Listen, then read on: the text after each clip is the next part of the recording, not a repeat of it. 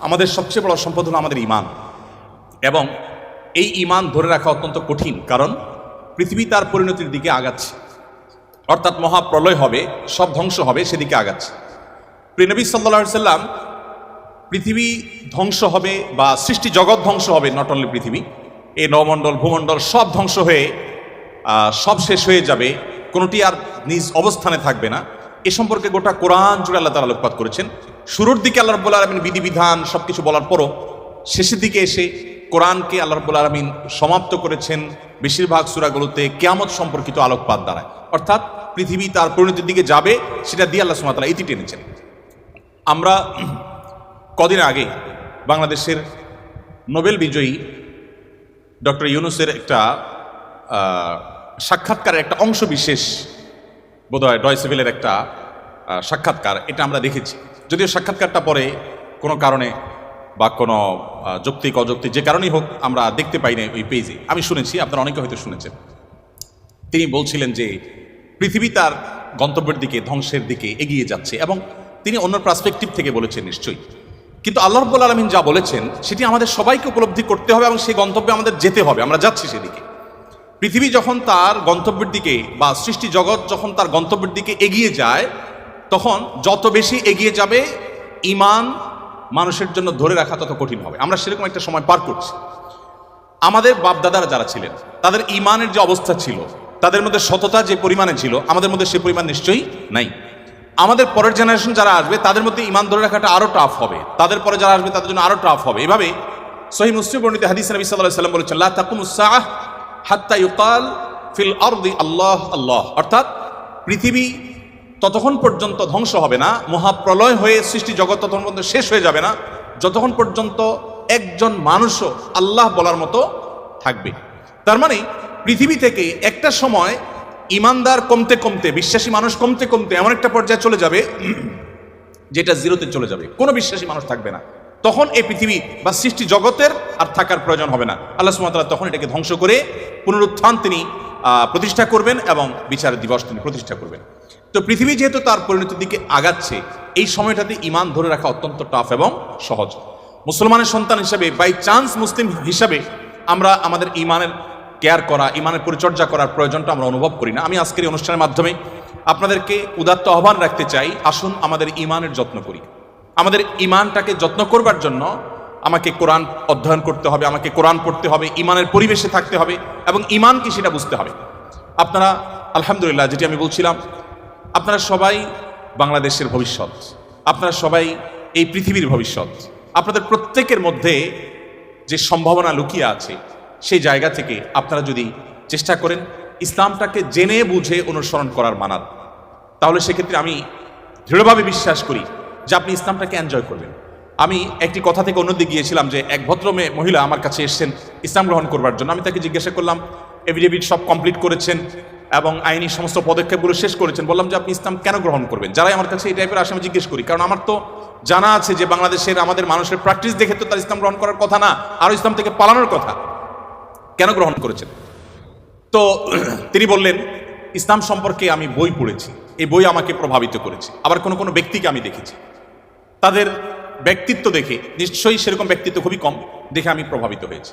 গোটা পৃথিবীতে আপনারা বিশেষ করে পশ্চিমা দুনিয়ার খবর রাখবেন নিশ্চয়ই, সেখানে প্রতিদিন ইসলামে আসা মানুষের সংখ্যা বেড়ে চলেছে এবং পুরুষদের চাইতে মেয়েদের মধ্যে ইসলাম গ্রহণের সংখ্যা অনেক বেশি, প্রবণতা অনেক বেশি। কেন?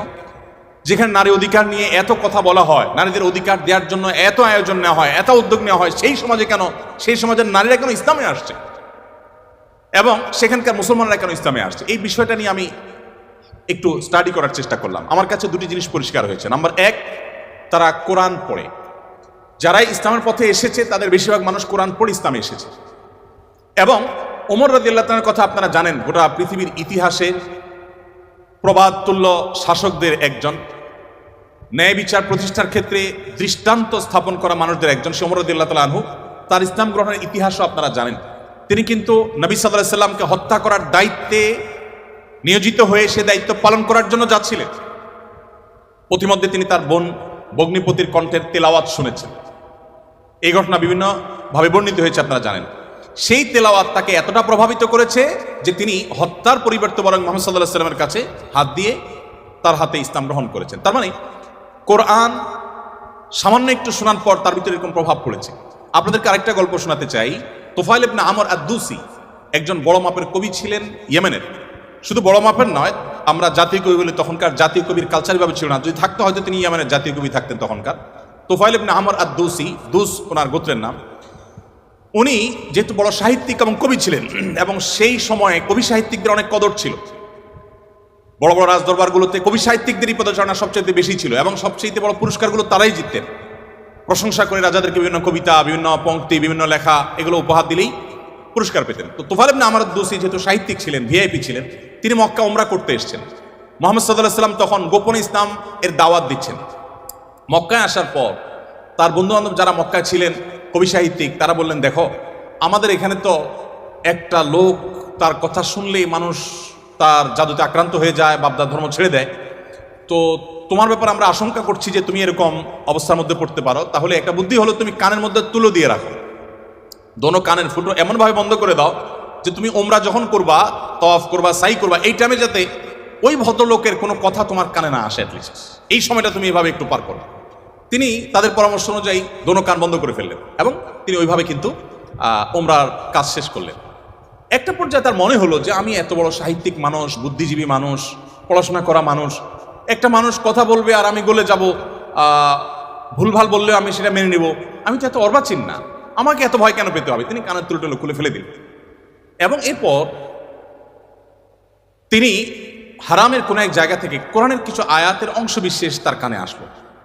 আসার পর তিনি সাহিত্যিক মানুষ, বুঝলেন যে এটা তো এই মানের ভাষা, এই মানের সাহিত্য, এটা তো কোনো মানুষের রচনা হতে পারে না, বা এই ধরনের রচনা তো আমি আগে পড়ি নাই, এটা তো একটু ব্যতিক্রম মনে হচ্ছে। তিনি তখন মুহাম্মদ সাল্লাল্লাহু আলাইহি ওয়াসাল্লামকে অনুসরণ করতে শুরু করলেন। পেয়ে গেলেন আলী রাদিয়াল্লাহু তাআলাকে, সম্ভবত আলীরই তেলাওয়াত শুনেছেন। তখন আলী রাদিয়াল্লাহু তাআলাকে বললেন, দেখো আমাকে তার কাছে নিয়ে যাও, মুশকিল হলো আমার বন্ধু-বান্ধবরা দেখলে তো আমার জাত যাবে, বা তারা আমাকে এমন আছে টর্চারও করতে পারে, তাহলে এক কাজ করো, নিয়ে চলো। আলী সামনে সামনে যাচ্ছেন, উনি পিছিয়ে পিছিয়ে যাচ্ছেন। যে পরে তিনি ইসলাম গ্রহণ করলেন, এবং তিনি অনেক টর্চারের মুখোমুখি হলেন। তার মাধ্যমে ইয়েমেনে ইসলাম ঢুকে প্রথম ব্যক্তি ইয়েমেন থেকে ইসলাম গ্রহণ করা। আমি আপনাকে 50টা ঘটনা শোনাতে পারবো যে মানুষগুলো ইসলাম গ্রহণ করেছেন শুধুমাত্র কোরআন স্টাডি করে, কোরআন পড়ে। আমি আপনাদেরকে আজকে আহ্বান করে যেতে চাই, বাই চান্স মুসলমান আমরা যারা আছি, আমরা একটু ইসলামটাকে বোঝার চেষ্টা করি, আমরা ইসলামটা একটু জানার চেষ্টা করি।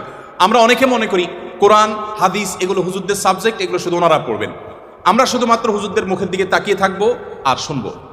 আপনি সেই ধর্মের অনুসারী যে ধর্মের প্রথম নির্দেশ কিন্তু নামাজ পড়া নয়, যে ধর্মের প্রথম নির্দেশ কিন্তু রোজা রাখা নয়, যে ধর্মের প্রথম নির্দেশ হলো ইকরা, তুমি পড়ো।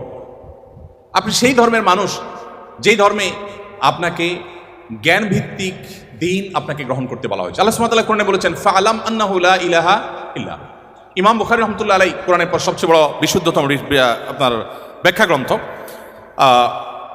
সেখানে আল্লাহ রাব্বুল আলামিন যে কোরআনে আয়াতে বলেছেন, এর আলোকে ইমাম বুখারী রাহমাতুল্লাহ একটা অধ্যায় রচনা করেছেন। আপনারা জেনারেল ব্যাকগ্রাউন্ডের মানুষ, আপনাদেরকে আমি কিছু এমন তথ্য দিতে চাই যেগুলো হয়তো আপনাদের জানা নেই, এবং সেটা এই জন্য দিতে চাই যে মুসলমানদের জ্ঞান বিজ্ঞানের চর্চা কোন লেভেলে ছিল, বিজ্ঞান তো বটে, সাধারণ জ্ঞানের চর্চাও কোন লেভেলে ছিল।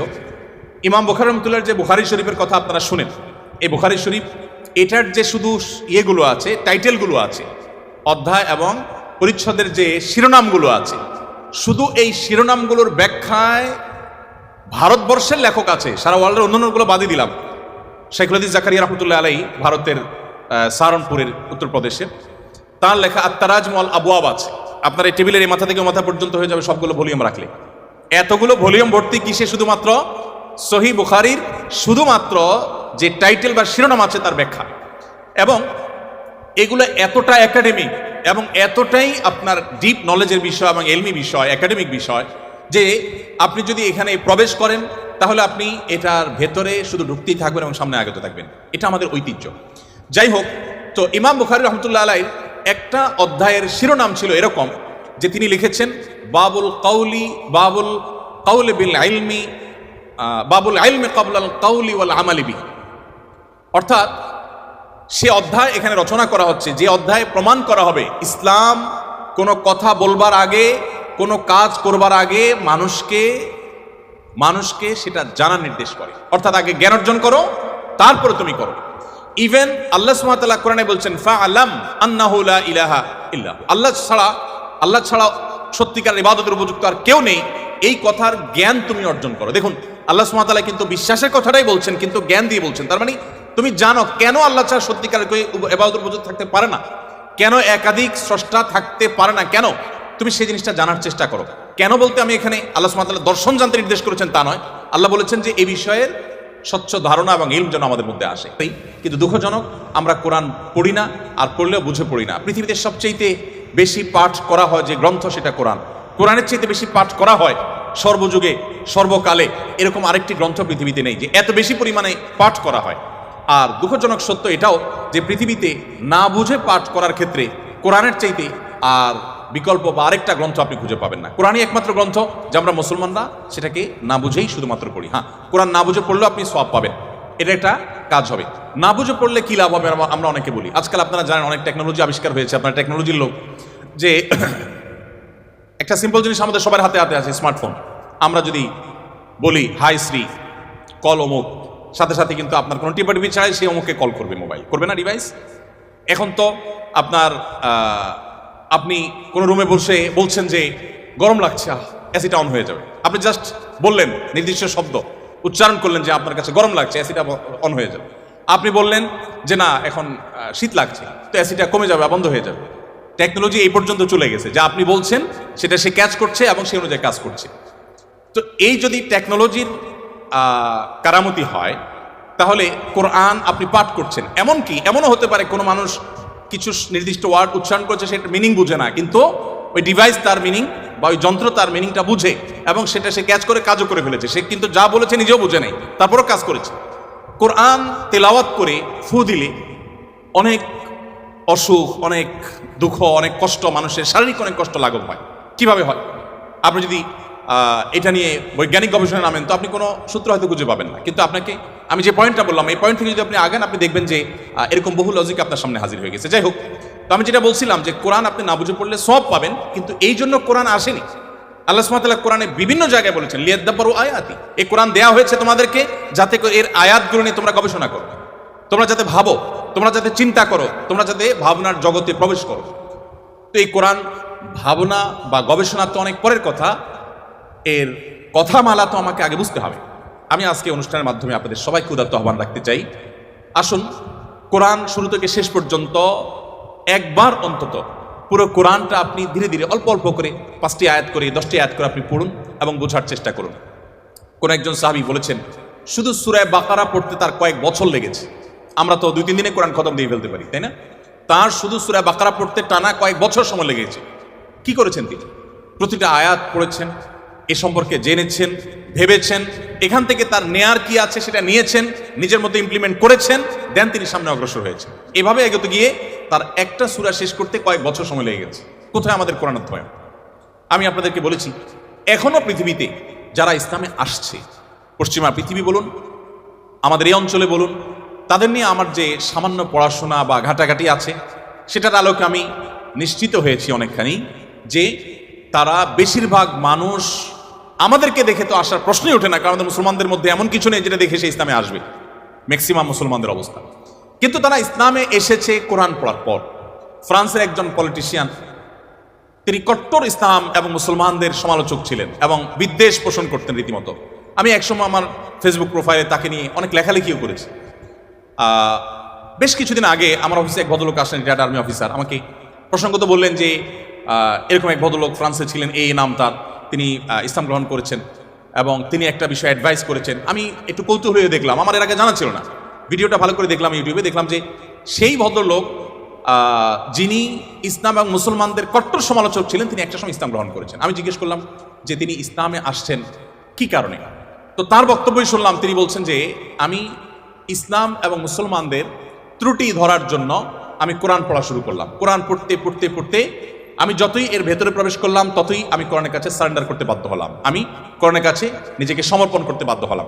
তো আলহামদুলিল্লাহ তিনি যেভাবে ইসলাম গ্রহণ করেছেন এবং আলোকিত হয়েছেন কোরআন দ্বারা, আমার বিশ্বাস আমরা যদি অ্যাজ এ মুসলিম আমরা পড়াশোনা করি, মুসলিম হই, আমরা বুঝে শুনে মুসলিম হই, আমাদের ইসলাম গ্রহণটা যদি বাই চান্স না হয়ে বাই চয়েস হয়, অর্থাৎ আমরা জেনে শুনে মুসলমান হই, তাহলে সেটা আমাদেরকে অনেক বেশি উপকার দিবে।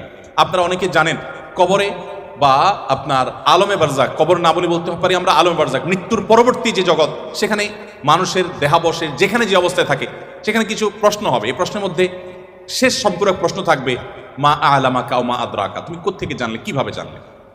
তার মানে ইসলাম চায় আমি যা জানবো ইসলামের কথা সেটাও জ্ঞানভিত্তিক জানবো এবং গ্রন্থভিত্তিক জানবো, জেনে শুনে আমি বিশ্বাস করবো। আল্লাহ আমাদেরকে সে তৌফিক দান করুন। তাহলে আমার প্রথম আহ্বান হলো, আপনারা কোরআন পড়বেন, বুঝে পড়ার চেষ্টা করবেন, পুরোটা একবার পড়ে শেষ করার চেষ্টা করবেন। দ্বিতীয়, আপনাদের প্রতি আমার উদাত্ত আহ্বান হলো, আপনারা কোরআনের পাশাপাশি আপনার জীবনে একটি বারের জন্য হলেও সিরাত গ্রন্থ পড়বেন। নবী সাল্লাল্লাহু আলাইহি ওয়াসাল্লামের পুরো জীবনীটা একবার পড়বেন এবং সম্ভব হলে একাধিক সিরাত গ্রন্থ আপনি পড়বেন।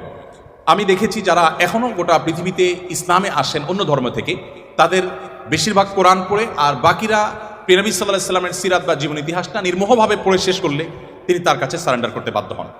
মুসলমানের সন্তান হিসাবে আমাদের জন্য এটা খুবই গুরুত্বপূর্ণ যে আমরা একটি সিরাত গ্রন্থ হলে অন্তত পড়ার চেষ্টা করবো ইনশাআল্লাহ।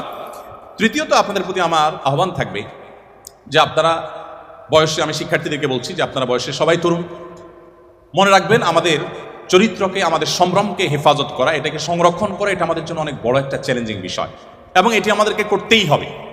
আপনার চরিত্র যদি আপনি নষ্ট করে ফেলেন, আপনার ক্যারেক্টার যদি আপনি শেষ করে ফেলেন, আরও পরিষ্কার করে বললে আপনি যদি বিবাহ বহির্ভূত, অবৈধ এবং অনৈতিক সম্পর্কে আপনি জড়ান, হারাম রিলেশনে আপনি জড়ান, আপনি আর যা হোক, আপনি ভালো মুসলমান হওয়ার সুযোগ আপনার জন্য খোলা নেই।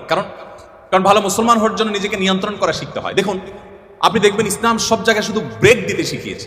ব্রেক, এটা হারাম, এটা করা যাবে না, ওদিকে যাওয়া যাবে না, তার মানে নিয়ন্ত্রণ করা। কারণ মানুষের জন্য যা ক্ষতিকর তা থেকে মানুষকে বাঁচাবার জন্য ইসলাম এই আদেশ নিষেধগুলো দিয়েছে। আপনি বয়সে তরুণ, আপনি যদি নিজেকে কোন একটা লোভ থেকে নিয়ন্ত্রণ করতে না শিখেন, নিজেকে আপনি কন্ট্রোল করা না শিখেন, আপনি কিভাবে সমাজ পরিবর্তন করবেন? আপনি কিভাবে দেশকে, এই পৃথিবীকে আলোকিত করবেন? আপনার দ্বারা কিভাবে আপনার অনেক অসৎ চাহিদা থাকতে পারে, আপনার জীবনে অনেক লোভ, অনেক আকাঙ্ক্ষা আপনার সামনে হাজির হতে পারে, যেটা পূরণ করা আপনার জন্য বিধেয় নয়, অবৈধ। সেগুলো আপনি কিভাবে, সেগুলো থেকে আপনি বেঁচে থাকবেন, নিজেকে কিভাবে নিয়ন্ত্রণ করবেন, এটার এক্সারসাইজটা আপনাকে আপনার তরুণ বয়স থেকে করতে হবে। আল্লাহ রাব্বুল আলামিন একটা নির্দিষ্ট সময় পর্যন্ত আমাদেরকে অপেক্ষা করতে বলেছেন, একটা বৈধ এবং হালাল সম্পর্কের জন্য অপেক্ষা করেছেন। দেখুন, পৃথিবীর যে সমস্ত দেশে এই রিলেশনগুলোর কোনো বিধিনিষেধ রাখা হয়নি, তারা খুব একটা ভালো নেই, তাদের দাম্পত্য জীবনে তারা খুব একটা সুখী নয়। আমরা ভারত উপমহাদেশের মানুষ, আমাদের অনেক কিছুই নেই, আমরা জ্ঞানে বিজ্ঞানে পিছিয়ে, আমরা অনেক ক্ষেত্রে পিছিয়ে, কিছু কিছু ক্ষেত্রে আমরা তাদের চাইতে অনেক বেশি এগিয়ে আছি। তো আমাদের একটা দিক হলো এটি যে আমাদের পরিবারগুলো যত স্ট্রং, আমাদের পরিবারের সম্পর্কগুলো যত মজবুত, আমাদের মধ্যে ভাই ভাই সম্পর্কটা যতটা এখনো ভালো আছে, এই অধপতনের এই সময়েও আমাদের মধ্যে সন্তানের সাথে বাবা মায়ের বোঝাপড়াটা যত ভালো আছে, আমাদের পারস্পরিক সম্পর্কগুলো, স্বামী স্ত্রীর মধ্যকার সম্পর্কগুলো যত ভালো আছে, এগুলো পশ্চিমা দুনিয়া মানুষরা কল্পনাও করতে পারে না। আপনারা আমার চেয়ে নিশ্চয়ই ভালো জানবেন, তারা এগুলো কল্পনাও করতে পারে না। আমাদের এই ভালো দিকগুলো আমাদেরকে ধরে রাখতে হবে। আমরা পশ্চিমা দুনিয়া থেকে জ্ঞান বিজ্ঞান এবং যেগুলো নেওয়ার সেগুলো যেমন গ্রহণ করব, তাদের যে সমস্ত ত্রুটির কারণে তারা সাফার করছে সেগুলোর ব্যাপারে আমাদেরকে সতর্ক থাকতে হবে এবং সেক্ষেত্রে ইসলামের নির্দেশনা মানার কোনো বিকল্প নেই। আপনি আপনার তারুণ্যকে নষ্ট করবেন অন্যায়, অনাচারে, স্বেচ্ছাচারিতায়, অবৈধ কাজে, হারাম কাজে, আপনি নিশ্চিত থাকুন যে এর জন্য আপনাকে দুনিয়াতে মূল্য দিতে হবে। আপনি দাম্পত্যের জীবনে আপনার এটার জন্য সাফার করতে হবে, আখিরাত তো পরে আছে। এজন্য আপনার নিজের প্রয়োজনে নিজেকে নিয়ন্ত্রণ করতে শিখুন এবং কন্ট্রোল করতে শিখুন। আমরা বান্দার হকের কথা বলেছি, মানুষ অধিকারের কথা বলেছি, সেটির অংশ হিসাবে আপনাকে এটি করতে হবে। আপনারা জানেন সারা পৃথিবীর সব সমাজেই, এমনকি অমুসলিম সমাজেও একজন মানুষ তার দুজন সঙ্গী যদি রাখেন, অর্থাৎ স্ত্রী আর তাদের কাছে যদি, তাদের ভাষায় যদি আমরা গার্লফ্রেন্ডের কথা বলি, যে দুজন রাখেন, তো এটাকে অনৈতিক মনে করা হয়, এটাকে অন্যায় মনে করা হয় সকল সমাজে। যারা অমুসলিম, যারা অবিশ্বাসী, তারাও এটাকে অন্যায় মনে করে। তো আমি যদি এটাকে একটু ভিন্নভাবে বলি, আপনি একজন তরুণ, আপনার যদি আল্লাহ তাআলা নসিবে রাখেন, আপনি বেঁচে থাকেন, আপনার ইনশাআল্লাহ একজন স্ত্রী হবে, জীবন সঙ্গিনী আসবেন। আপনার এখনকার সময়টা, অর্থাৎ বিবাহের আগের সময়টা যদি আপনি বিভিন্ন নারীদের সাথে আপনি সম্পর্ক করেন, আমি মেয়েদের কথা একই কথা বলছি, মেয়েরা যদি ছেলেদের সাথে সম্পর্ক রিলেশন করে এবং এই রিলেশনগুলো আপনার স্ত্রী যিনি হবেন তিনি যদি এখন আপনার কাছে থাকতেন অথবা আপনি তার কাছে থাকতেন, তাহলে কিন্তু নিশ্চয়ই এগুলো সহ্য করতেন না। তাহলে আপনার নিজের চরিত্রকে, আপনার যৌবনকে, আপনার জীবনকে আপনি এমন কাজে ব্যয় করছেন যা আপনার জীবন সঙ্গিনী, আপনার জীবন সঙ্গী যার জন্য আপনি অপেক্ষা করছেন, যিনি আপনার জন্য অপেক্ষা করছেন, তিনি পছন্দ করছেন না। তাহলে এই কাজটাকে আপনি কিভাবে যৌক্তিক বলতে পারেন? এই কাজটাকে কিভাবে আপনি সঠিক মনে করতে পারেন? এই কাজটাকে আপনি কোন যুক্তিতে দাঁড় করাতে পারেন? দেখুন, বিবাহ বন্ধনের বাঁধ যারা তুলে দিয়েছে, আপনি চায়নার কথা আমার চাইতে নিশ্চয়ই ভালো জানেন। চায়নার মতো একটা দেশ, এত পপুলেশনের দেশ, জন্মের হার কোনোভাবে, কোনো মেকানিজমে বাড়াতে পারছে না।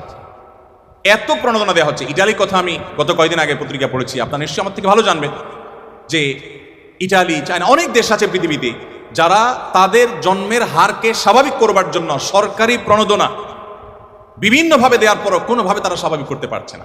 একসময় কিন্তু তাদের জন্মের হার কম থাকার বিষয়টা এরকম ভয়াবহ পর্যায়ে ছিল না। এখন প্রেডিকশন বলছে সামনের দিনগুলো তাদের জন্য অত্যন্ত আতঙ্কের, অত্যন্ত ভয়ঙ্কর, কারণ কেউ সন্তান জন্ম নিতে চাচ্ছে না, দিতে চাচ্ছে না, কোনো প্রণোদনা দিয়েও এটাকে স্বাভাবিক করতে পারছে না।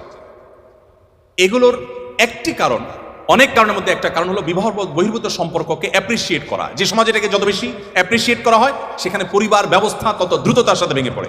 আপনি আমাদের কথা যদি বলেন, বাংলাদেশে বিবাহ বিচ্ছেদের হার নিয়ে প্রতিনিয়ত আমরা পত্রিকায় বিভিন্ন প্রতিবেদন পড়ি এবং আমাদের কপালে ভাঁজ পড়ে।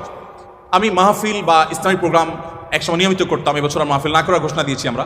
তো মাহফিল করতে গিয়ে বিভিন্ন জনপ্রতিনিধি, এলাকার বিভিন্ন নেতৃস্থানীয় মানুষদের সাথে উঠা বসা হয়। আমি অনেক জায়গায় শুনেছি, বিশেষ করে মৌলভীবাজারের এক চেয়ারম্যানের কথা আমার এখনো মনে পড়ে। ভদ্রলোক বললেন যে ভাই, মাত্র 10 দিন হলো আমি দায়িত্ব বুঝে নিয়েছি নির্বাচনের পর। এই 10 দিনের মধ্যে আমার কাছে শুধুমাত্র আমার একটা ইউনিয়নে তালাকের অর্থাৎ বিবাহ বিচ্ছেদের বিচার এসেছে প্রায় 20-25টি। আমার কাছে যেগুলো আসেনি সেগুলো তো আনকাউন্টেড আমার কাছে। ঠিক একইভাবে আরো অনেক ব্যক্তির কথা আমি জানি, আপনারা পত্রিকায় পড়েন, প্রতিনিয়ত প্রতি মিনিটে এখন বিবাহ বিচ্ছেদ হচ্ছে, প্রতি মিনিটে। কেন হচ্ছে বলুন?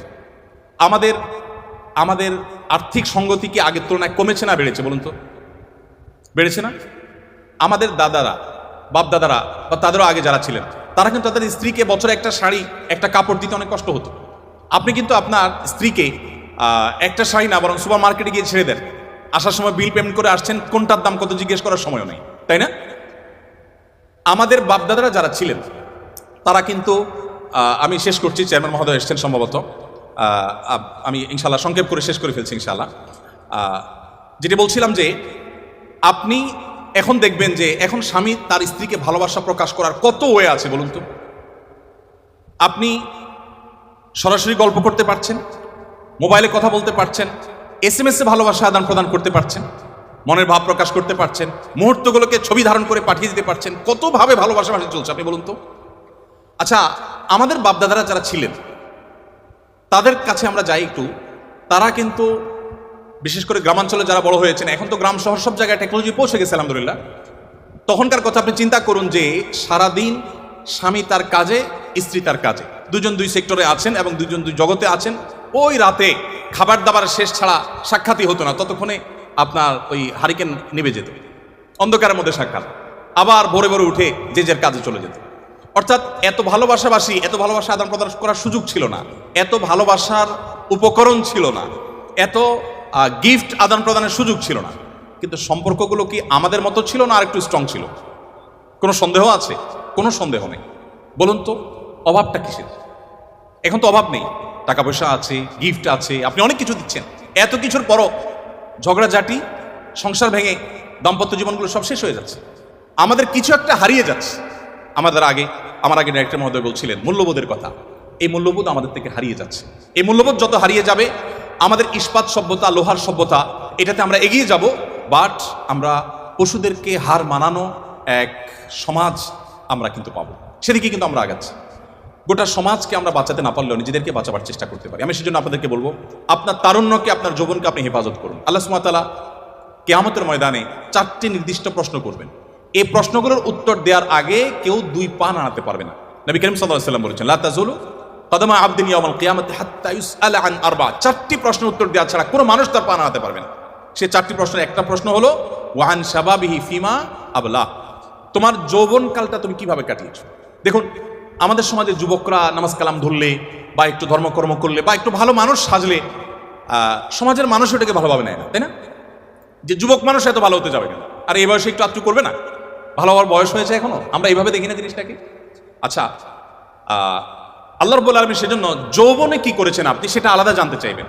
আপনি দেখবেন অনেক মানুষ আছেন যৌবন বয়সের সমস্ত অপকর্ম করে বৃদ্ধ বয়সে তিনি হাজী সাহেব, গাজী সাহেব, দায়িত্বায় রেখে বিরাট ভালো মানুষ সেজে গেছেন, আছেন আমাদের সমাজে। বরং ধারণাটাই এমনভাবে বদ্ধমূল হয়ে গেছে যে যা খুশি তা করো, একটা বয়সে এসে ফেরেশতা সেজে যাও, সময় তো উপস্থিতি। এটি কোনো জীবন নয়, এটা কোনো আদর্শ নয়। আমাদেরকে আমাদের তরুণ সময়টাকে, তরুণ বয়সটাকে, আমাদের তারুণ্যকে আল্লাহর ইবাদতে, আল্লাহর দাসত্বে, আল্লাহর গোলামিতে কাটানোর চেষ্টা করতে হবে। এবং আমাদেরকে নীতি এবং নৈতিকতা এবং মূল্যবোধ ধরে রাখার চেষ্টা করতে হবে। বলছিলাম ইসলামের কথা, ইসলাম দেখবেন সব জায়গায় আপনাকে কন্ট্রোল করতে শেখায়, সব জায়গায় আপনাকে নিয়ন্ত্রণ করতে শেখায়। ত্যাগ আগে, ভোগ পরে। যত উৎসব আছে, আপনি ইংরেজি নববর্ষ বলুন, এটা একটা উৎসব, এরকম যত উৎসব উদযাপন আছে সবগুলোতে দেখবেন শুধু ভোগের কথা বলা আছে, অনলি ভোগ। আপনি 31st নাইট উপলক্ষে যত আনুষ্ঠানিকতা সারা ওয়ার্ল্ডে হয়, ভোগ ছাড়া সেখানে ত্যাগের কোনো অপশন কি আছে? কোনো অপশন নেই। কিন্তু ইসলামের দুটি উৎসব, একটা ঈদুল ফিতর, একটা ঈদুল আজহা, এখানে ভোগের কথা আছে কিন্তু আগে ত্যাগ। আপনাকে ঈদুল ফিতরের আগে ফিতরা দিতে হবে, গরিবের বাসায় খাবার পৌঁছাতে হবে, তাদের হাসি নিশ্চিত করে এরপর আপনাকে হাসতে হবে। আপনি কোরবানির ঈদ করবেন, কোরবানির পশুর গোশত আপনি জবাই করে খাবেন, আপনি গরিবকে দিতে হবে, তাকে মুখে হাসি ফোটাতে হবে, আপনি তারপরে খাবেন। আপনি তো সেই ধর্মের অনুসারী, আপনি তো মানুষের কল্যাণকামী হবেন। দেখুন, আপনারা তো জেনারেল ব্যাকগ্রাউন্ডের, আমি মাদ্রাসার প্রোগ্রামে বলি যে দেখুন, আমাদের দেশে ভালো আলেমের অভাব নেই, ভালো হুজুরের অভাব নেই, ভালো শিক্ষিত মানুষের অভাব নেই, আমাদের দেশে ভালো মানুষের অভাব। আপনারা আমার চেয়ে খুব ভালো করে জানবেন, অভাব নাই আমি এ অর্থে বলছি যে অনেক আছে, আরও দরকার আমাদের শিক্ষিত মানুষ, আরও দরকার আমাদের ভালো আলেম। কিন্তু যে পরিমাণ শিক্ষিত আছে সে পরিমাণ ভালো মানুষ নেই। যে পরিমাণ আলেম আছেন, এমনকি আলেম হলেও গতানুগতিক তিনি যে ভালো মানুষ হয়ে যাবেন এমনটা জরুরি না। আমরা ভালো মানুষ হওয়ার চেষ্টায় এগিয়ে যেতে হবে। আপনি যদি ভালো মানুষ হওয়ার চেষ্টায় আগান, আপনি জেনারেল ব্যাকগ্রাউন্ডের হওয়ার পরও আপনার এই পড়াশোনাটাকে ইবাদতে আপনি রূপান্তর করতে পারেন। কিভাবে সেটা? আপনার যদি ইন্টেনশন থাকে, আমি জ্ঞান বিজ্ঞান শিখে, আমি এই টেক্সটাইল ইঞ্জিনিয়ারিং শিখে আমার এই জ্ঞান দিয়ে আমি আমার সমাজকে উপকৃত করব, দেশের মানুষকে উপকৃত করব, পৃথিবীর মানুষকে উপকৃত করব আমাদের টেকনোলজি দিয়ে, আপনি যদি এই উদ্দেশ্যটা আনেন, সাথে সাথে আপনার উদ্দেশ্যের কারণে আপনার এই পড়াশোনাটা ইবাদতে পরিণত হয়ে যাবে। আর যদি আপনি বলেন যে আমি আমার অমুককে দেখিয়ে ছাড়বো, তমুককে দেখিয়ে ছাড়বো, এটা জাহির করে ছাড়বো, তাহলে সেক্ষেত্রে আপনি হয়তো দেখাতেও পারবেন না, আর আল্লাহর কাছে বিনিময় পাওয়ার প্রশ্ন ওঠে না। এজন্য আমি আপনাদেরকে আহ্বান করব যে আমাদের এই বয়সটাকে হেফাজত করতে হবে, বিশেষ করে তরুণ সময়টাকে হারাম সম্পর্কগুলো থেকে বেঁচে থাকার জন্য স্ট্রাগল করতে হবে। আমি বলি, যে যুবক নিজেকে এতটুকু কন্ট্রোল করতে পারে না, সে কিভাবে বিশ্ব জয় করবে, সে কিভাবে দুনিয়া জয় করবে, সে কিভাবে সমাজ সংস্কার করবে? আমাদেরকে সেদিকে যেতে হবে। একজন মুসলমান হিসাবে আমি আপনাদের প্রতি আমার আবেদন রাখতে চাই যে আপনারা ওলামা একরাম যাদের কথা এবং কাজে মিল আছে, যারা এজ এ আলেম যেমন ভালো, এজ এ মানুষ তেমনি ভালো, কোরআন এবং হাদিসের প্রতিচ্ছবি যারা, সে মানুষগুলোর সান্নিধ্য আপনারা অবলম্বন করবেন এবং আপনি যেখানে থাকেন সেখানে একজন সৎ, একজন নিষ্ঠাবান মানুষের সাথে থাকা চেষ্টা করবেন। শুধু আলেম নয়, আপনার সহপাঠীদের মধ্যে, আপনার ছাত্রবন্ধুদের মধ্যে আপনি অনেককে দেখবেন যে ব্যক্তিগতভাবে সে সৎ, অসৎ না, মিথ্যা বলে না, অন্যায় করার প্রবণতা নেই, বাজে জিনিসের প্রবণতা নেই, আপনি তাদের সাথে চলার চেষ্টা করবেন। এবং এই সংস্রব মানুষকে কত দ্রুত পরিবর্তন করে সেটা জাপানের ওই বাংলাদেশি প্রবাসী ভাইয়ের কথা বলে আমি বোঝাবার চেষ্টা করেছি।